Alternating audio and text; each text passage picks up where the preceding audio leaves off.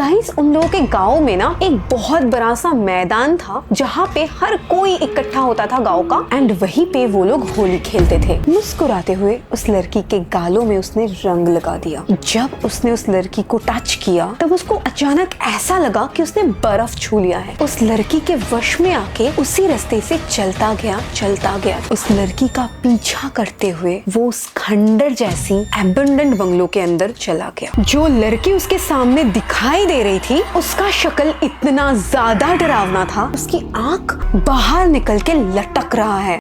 Hello NS fam, आज मैं फिर से आप सबके लिए लेके आ गई हूँ और एक रियल हॉरर इंसिडेंट, यस सच्ची घटना। एंड आज का स्टोरी भी मुझे आप में से ही एक एनएस फैम अमृत ने भेजा है। इसको सुनने के बाद आपका जो होली को लेके जो कंसेप्शन है ना, यही पूरा चेंज हो जाने वाला है। क्योंकि होली ये नाम हम जब सुनते हैं तब हमें कोई कलरफुल फेस्टिवल याद आता है, मतलब बहुत सारी जगहों पे पूजा भी किया जाता है होली के दिन। बट क्या आप सोच सकते हो कि होली का दिन किसी के लाइफ में इतना ज्यादा खतरनाक होने वाला है कि उसे आज तक इस दिन में घर से बाहर कदम रखने में भी डर लगे। मतलब आई स्वेयर गाइस, जब मैंने ये स्टोरी पढ़ा ना, मुझे इतना ज्यादा डर लगा कि मेरे रोंगटे खड़े हो गए। मतलब मुझे ही डर लग रहा है कि होली के दिन में कहीं घूमने भी जाऊं। तो चलो बिना किसी देर के स्टार्ट करते हैं आज की रियल हॉरर स्टोरी।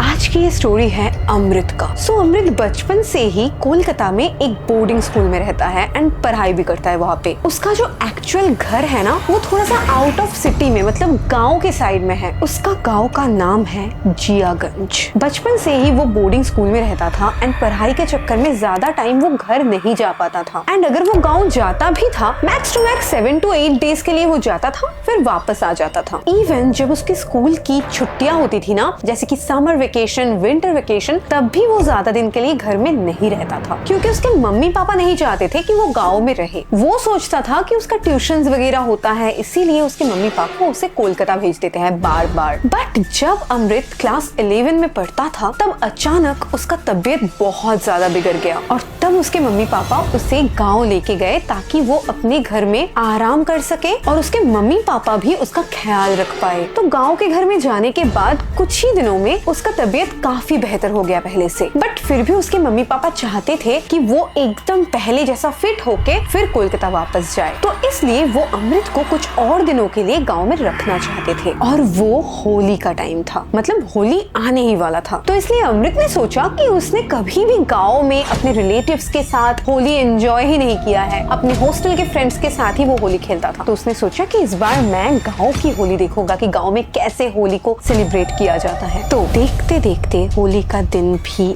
आ गया। सुबह सुबह उठ के तैयार होके अमृत अपने फ्रेंड्स लोगों के साथ होली खेलने बाहर निकल गया। गाइस उन लोगों के गांव में ना एक बहुत बड़ा सा मैदान था जहाँ पे हर कोई इकट्ठा होता था गांव का, एंड वहीं पे वो लोग होली खेलते थे। गांव के सब लोग वहाँ पे होली खेलने जाते थे। तो उस जगह पे काफी ज्यादा भीड़ था। कुछ लोग वहाँ पे ना भांग बना रहे थे, जो कई जगहों पे होली के दिन पिया जाता है। अमृत के जो फ्रेंड्स थे उन्होंने तो वहाँ पे जाके भांग पी लिया, बट अमृत ने भांग नहीं पिया था क्योंकि उसका तबीयत हाल ही ठीक हुआ था एंड वो बहुत ज्यादा सीवियर टाइफाइड से अभी उठा था। तो उसने सोचा कि मेरे तबीयत के लिए ये सब चीज बिल्कुल ठीक नहीं है, तो मैं तो नहीं पीने वाला हूँ। सो गाइस, पहले ही मैंने आपको ये बता दिया क्योंकि ताकि आपको पता चल जाए कि उसने कुछ भी चीज हेल्यूसिनेट नहीं किया था। जो भी उसके साथ रियलिटी में हुआ उसने वही बोला। एंड इसके बाद से ही स्टार्ट होगा असली रियल इंसिडेंट। जब वो अपने फ्रेंड्स लोगों के साथ होली खेल रहा था ना, तब उसने अचानक देखा कि एक बहुत खूबसूरत लड़की व्हाइट कलर की सलवार कमीज पहन के एकदम फिल्मी स्टाइल में उस जगह पे आई है। एंड लास्ट कुछ हफ्तों से वो उसी गांव में था, बट उसने इस लड़की को बिल्कुल भी नहीं देखा था एक बार भी। वो लड़की इतनी ज्यादा खूबसूरत लग रही थी मानो कि अमृत को पहली नजर में ही उससे प्यार हो गया। एंड अमृत खुद को रोक ही नहीं पा रहा था। उस लड़की को देख के उसे ऐसा लग रहा था कि वो लड़की अमृत को अपनी तरफ अट्रैक्ट कर रही है। तो अमृत ने अपनी रंगों वाली थाली उठाया और उस लड़की के पास जाने लगा। वो लड़की भीड़ से थोड़ी सी दूर खड़ी हुई थी। मुस्कुराते हुए उस लड़की के गालों में उसने रंग लगा दिया। जब उसने उस लड़की को टच किया तब उसको अचानक ऐसा लगा कि उसने बर्फ छू लिया है। उस लड़की का जो बॉडी था ना, वो बिल्कुल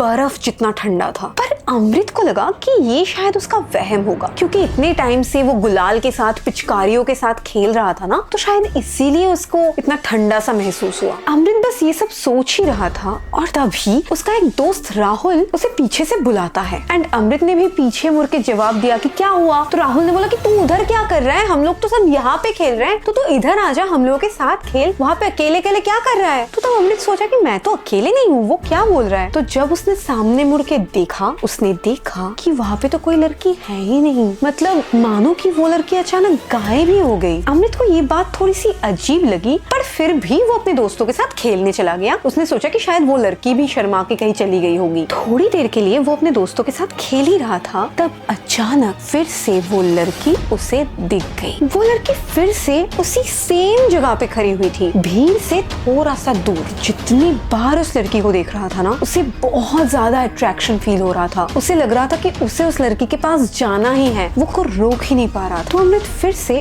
उस लड़की के पास जाने लगा। तब ना वो लड़की भी उस जगह से चलने लगी। जिस साइड पे वो लड़की जा रही थी, उस साइड पे अमृत का घर नहीं था, बट फिर भी उसने सोचा कि मैं तो इस लड़की के पीछे जाके ही रहूंगा, और मैं तो इस लड़की का नाम भी नहीं जानता हूँ, तो मैं किसी से इसके बारे में पूछ भी नहीं पाऊंगा। तो अमृत उस लड़की को फॉलो करते करते चलने लगा है। अमृत के गाँव के बगल में ही ना एक जंगल टाइप का जगह, एंड उस जंगल के बीच में से एक रास्ता गुजरता था, जहाँ पर कोई भी गाँव वाले बिल्कुल भी आता जाता ही नहीं था। और वो लड़की जंगल के बीचों बीच उस सुनसान सड़क से ही चल रही थी। अमृत को एक बार लगा कि शायद उसे अभी घर लौट जाना चाहिए, उसे शायद उस लड़की को फॉलो नहीं करना चाहिए, पर फिर भी वो खुद को रोक ही नहीं पा रहा था। उसे ऐसा लग रहा था कि वो लड़की ना उसे अपने तरफ अट्रैक्ट कर रही है। तो वो भी एकदम उस लड़की के वश में आके उसी रास्ते से चलता गया।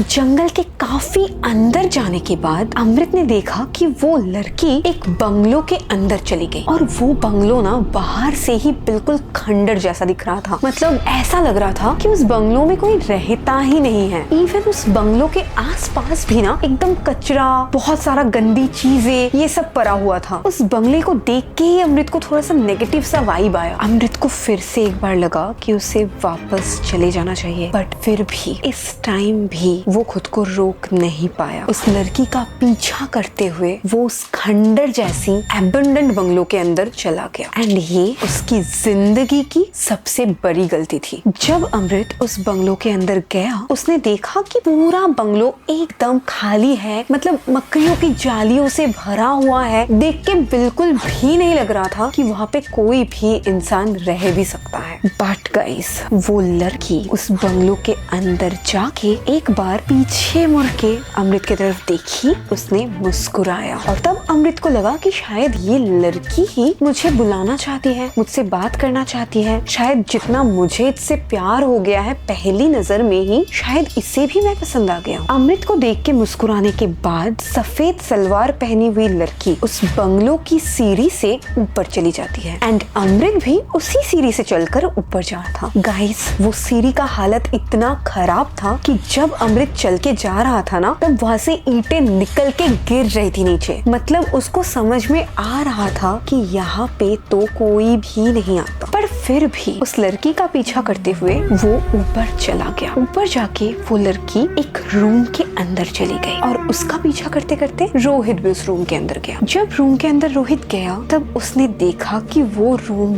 बहुत ज्यादा ही, मतलब पुराना तो छोड़ ही दो, बहुत गंदा हालत में है। मतलब थोड़ा बहुत बदबू आ रहा था, उसको थोड़ा ठंडा ठंडा फील हो रहा था, मतलब उसको अजीब सा फील हो रहा था, बिल्कुल नेगेटिव वाला। और उसने जाके देखा कि वो लड़की जाके एक पुरानी सी खिड़की के सामने खड़ी हो गई, और वो लड़की उस खिड़की को खोलने की कोशिश कर रही है, जो कि खुल नहीं रहा था। पहले तो अमृत को थोड़ा शाई फील हो रहा था बात करने में, बट उसने सोचा मैं इतना दूर आ गया हूँ तो मुझे बात तो करना ही चाहिए। तो उसने हिम्मत जुटाई और उसने उस लड़की को बोला, आप बहुत खूबसूरत हो। जब से मैंने आपको पहली बार देखा है ना, पता नहीं क्यों मैं आपकी तरफ बहुत ज्यादा अट्रैक्टेड फील कर रहा हूँ। क्या आप मुझे जानते हो? उसने ये सारी चीजें पूछा तो सही, पर उस लड़की ने कुछ भी जवाब नहीं दिया, सिर्फ अपना सर हिला के ऐसा ऐसा किया, जिसका मतलब था नहीं। मतलब अमृत उस लड़की को नहीं जानता। तब अमृत ने बोला, ठीक है, तो अभी जान लेंगे हम एक दूसरे को, आप अपना नाम तो बताइए। तब वहीं वो लड़की बिल्कुल चुपचाप थी, उसने कुछ भी नहीं बोला। अमृत ने सोचा कि शायद वो लड़की शर्मा रही है, इसीलिए वो कुछ नहीं बोल रही। अमृत ने फिर से उसको बोला कि मेरा नाम अमृत है और मैं आपसे दोस्ती करना चाहता हूँ। ये बोलने के बाद भी वो लड़की कुछ भी जवाब नहीं देती है। तो अमृत ने सोचा कि क्या इस लड़की को सुनाई ही नहीं दे रहा, मैं इतना बार बोल रहा हूँ, इतनी क्वेश्चंस कर रहा हूँ, ये कुछ भी जवाब नहीं दे रही। तो अमृत ना टाइम तक उस लड़की से थोड़ा दूर खड़ा था, बट अमृत ने सोचा कि वो उस लड़की के सामने जाके उसको कंधे पे हाथ देके बुलाएगा। और जब अमृत ने उस लड़की को कंधे पे टच किया तब उसे फिर से ऐसा लगा जैसे कि उसने बर्फ छू लिया। उस लड़की का बॉडी इतना ज्यादा ठंडा था और तभी वो लड़की अमृत की तरफ पीछे मुड़ के देखी। जो लड़की उसके सामने दिखाई दे रही थी उसका शक्ल इतना ज्यादा डरावना था जैसा किसी भी इंसान का हो ही नहीं सकता। एंड गाइज, अभी मैं ये स्टोरी बोल रही हूँ ना, आई स्वेयर मुझे अभी भी गूज़बम्स आ रहे हैं, क्योंकि अमृत ने लिटरली डिस्क्रिप्शन दिया है कि वो लड़की कैसी दिख रही थी। अमृत ने बताया कि उस लड़की का चेहरे का एक साइड ना पूरा स्मैश हो चुका था, मतलब इंज्योर्ड था। जिस साइड में उसका फेस बिल्कुल स्मैश हो चुका था उस साइड में उसकी ऐसा लग रहा था कि उसकी आंख बाहर निकल के लटक रहा है। और उस लड़की की पूरी बॉडी में ना बहुत सारे इंजरीज थे, बहुत सारे स्क्रैचेस थे। ऐसा लग रहा था किसी जानवर ने ना उसकी पूरी बॉडी को नोचा है। और जब उसने उस लड़की को इस हालत में देखा तब उसी वक्त अमृत बेहोश हो गया। जिस फ्रेंड्स के साथ अमृत होली खेलने गया था वो फ्रेंड्स उसको बहुत जगह ढूंढ रहे थे, बट वो कहीं पे भी नहीं मिल रहा था। पर उसी गांव वालों में से किसी एक ने देखा था कि अमृत जंगल के रास्ते में अकेले चल के जा रहा था। तो जब अमृत के फ्रेंड्स पूछताछ कर रहे थे लोगों से तो उस गाँव वाले ने बताया कि मैंने एक लड़के को जंगल के रास्ते से जाते हुए देखा है। और तब सबको समझ में आ गया कि अमृत के साथ क्या हुआ है। अमृत के दोस्त गांव वालों को लेके जंगल के रास्ते से उसी बंगलों में गए और उन्होंने जाके देखा कि अमृत वहाँ पे बेहोश होके पड़ा हुआ है। और वो लोग अमृत को वापस उसके घर छोड़ के आए। होश आने के बाद जब अमृत ने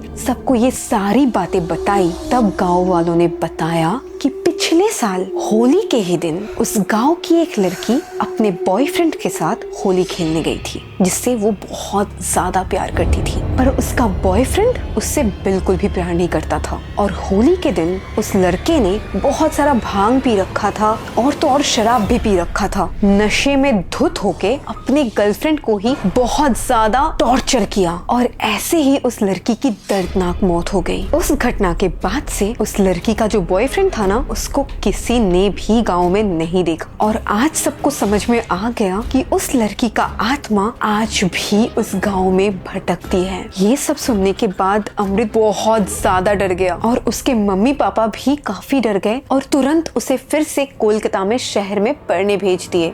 सो गाइस, आई नो कि बहुत सारे गांव में ना आज भी ऐसी बहुत सारी इंसिडेंट्स होती है जो कि शायद नेचुरली शहर में इतना ज्यादा भीड़ में हम कभी होते हुए नहीं देखते हैं। तो हो सकता है कुछ लोगों के लिए बहुत ज्यादा मुश्किल हो ये सब चीजों में विश्वास करना। आपको क्या लगता है, क्या ये सच में हुआ था या फिर उस दिन अमृत ने भी भांग पी लिया था और उसने नशे में ये सब चीजें हेल्यूसिनेट किया? मुझे कमेंट करके जरूर बताना। मुझे तो यार इन सब चीजों में सच में बोलूं तो थोड़ा सा विश्वास होता ही है, तो आई थिंक कि उसने सच ही बोला है मुझे। एंड अगर आप भी आपका स्टोरी मेरे साथ शेयर करना चाहते हो तो मैंने डिस्क्रिप्शन बॉक्स में जो ईमेल आईडी दे दिया है वहाँ पे आप मेरे साथ आपका स्टोरी भी शेयर कर सकते हो। मैं जरूर आपकी स्टोरी भी पढ़ूंगी। तो आज का वीडियो इतना ही, मैं आपसे मिलती हूँ नेक्स्ट वीडियो में। तब तक के लिए बाय, टेक केयर।